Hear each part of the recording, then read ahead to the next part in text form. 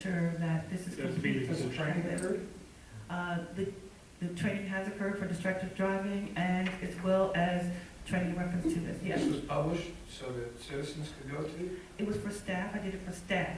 The training is for staff, so all of our staff. But the ordinance, excuse me, and this was the point that I brought up at the meeting when we addressed this with the chief, is the ordinance says that we will provide training so that the citizens are aware of it. It's not just staff.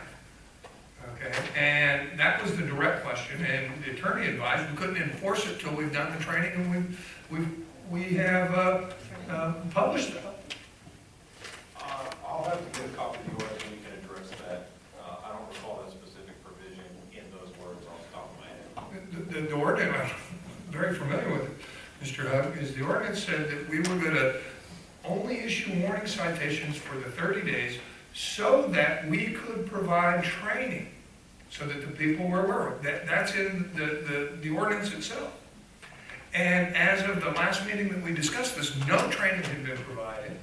Your counterpart, Mr. Rosenberg, as well as the police chief, advised everybody in the room and this council that they could not issue citations with penalties until that training had occurred.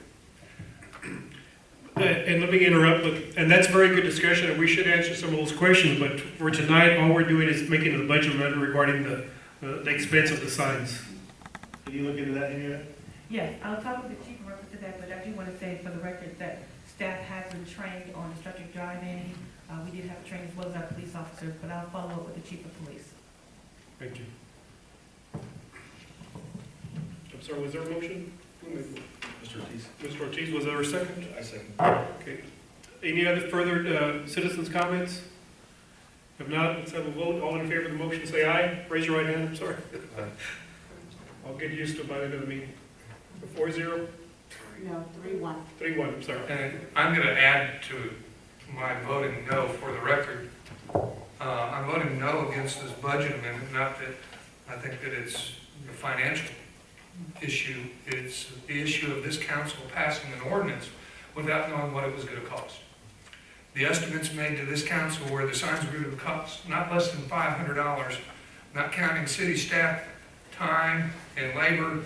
We're spending $5,200 on an ordinance. Next time, this council needs to know all the facts before they pass an ordinance.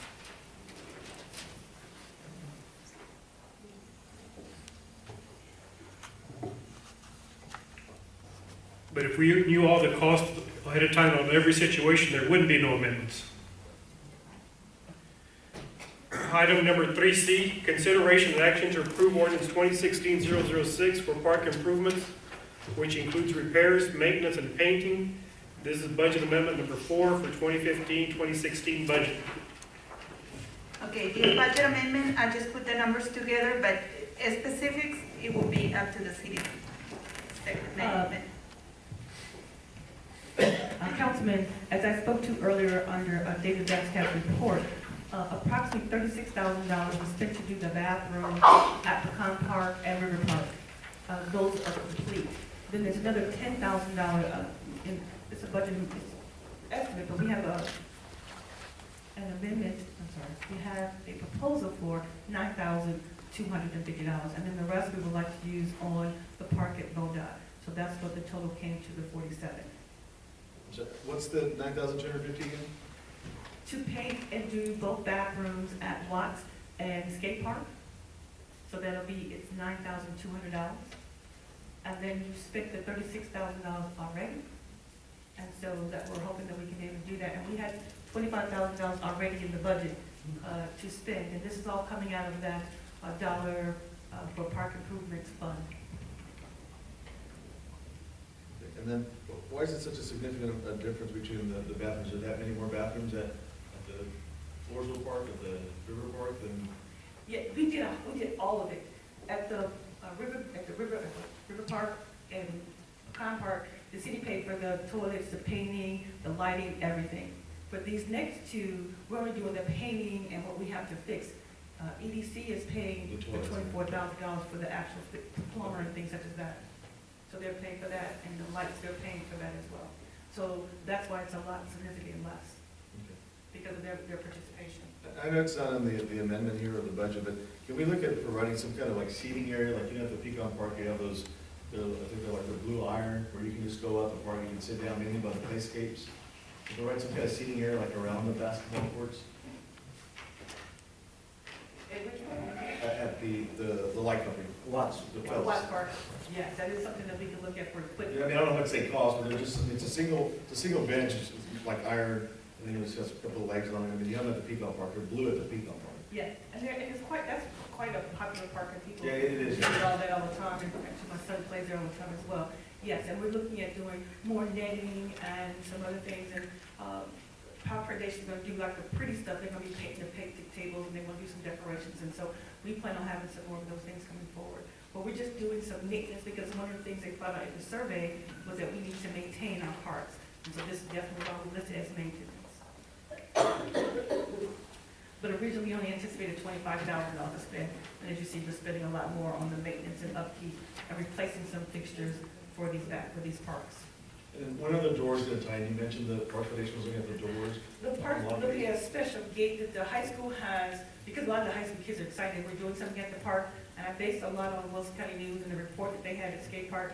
So they're actually creating them and putting and installing them so they can have gates that come down so that we can lock them. Unlike everybody else, we have doors to lock, that was designed where it didn't have any doors. So they're gonna actually have these doors that will come down and lock them, and so hopefully that'll help sustain them once we get the new toilets in there. You said of this $47,000, $36,000 is for some repairs that the council approved prior? Yes. I think it's.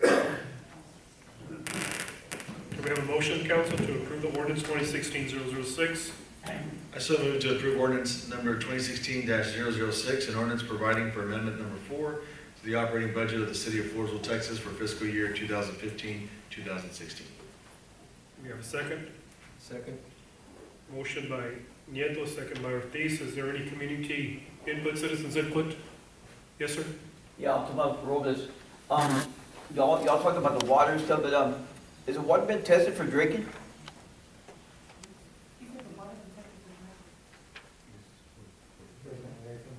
Yeah, do we rewind the tape?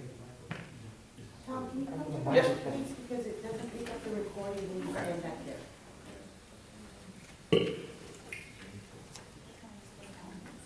Yeah, I'm talking about Robles. It's just a question that y'all talked about earlier, but you didn't ask for citizen comment because it doesn't call for that, but is the water been tested for drinking? Yes, sir. How often is it tested, Mr. Vasquez? One of the tests we do is monthly, and it's an E. coli, and that's part of the 9 sampling sites that we talked about.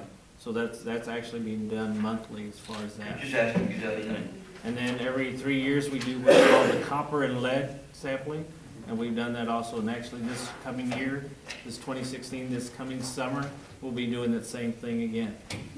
At your Floresville residence, Mr. Robles, you'll get a letter in the mail from the city indicating the water report. We send that out annually. And that's correct. There's a confidence annual report that's sent out and available. Can we get back on the topic again? Okay. Ms. Sarah? Good evening, my name is Sarah Candy, Floresville resident, and I just have a question. I'm really excited about the bathrooms getting worked on in all of the park facilities. As a resident, talking to people throughout the summer, as my children have been involved in the summer programs, it was brought to my attention and several people begged me, please, please, go to city council, say something about how horrible these restrooms are. I even took pictures of the restrooms there at what we call the Watts or the Phelps. They were just horrendous. Not only were they not good, they were dangerous. Parents would not let their children go in there to even look at how bad the facilities were. So I'm just curious, has anyone taken photos of the before and then take photos again of the after? Yes, we'll be taking photos for, so that everybody know that what they look like before and after. And don't steal my report, but that's coming to the city council when I'm ready to go forward. And we did have a lot of activity for this summer. We had, you all allowed Phelps money to go for a camp, a tennis camp there. And so they use the restrooms a lot, and so we're gonna be going forward. So to know when the work's gonna start, because it takes 6 to 8 weeks to get these. When you see the porta potties appear, then you know that we're about to get started, because we're gonna have some temporary porta potties there while those restrooms are under construction. Yeah, Ms. Kenny, Ms. Turner's taken a proactive approach on this. We brought this up before in the past. Mr. Tejada can tell you also the attitude of city staff and, you know, the project manager we had, the operation manager at that time was, why fix it? It's just gonna happen again, is the attitude we had. And that's why we're in this position. I think the bathroom you're talking about, I went in there the other day, I don't even think there's one that's functional. As far as, it's in that's how bad condition it's in. So thank Ms. Turner, because she has taken a proactive approach. It has taken a little bit longer, but just because, now we have the dollar fund, we've actually got funds available, and we're putting the parks money to use, like we said we would, with the dollar on the water bill. Wonderful. And I appreciate you asking about the benches because there are not many seating places there. In fact, this past summer, there was a concrete bench that was broken, and that was a danger as well.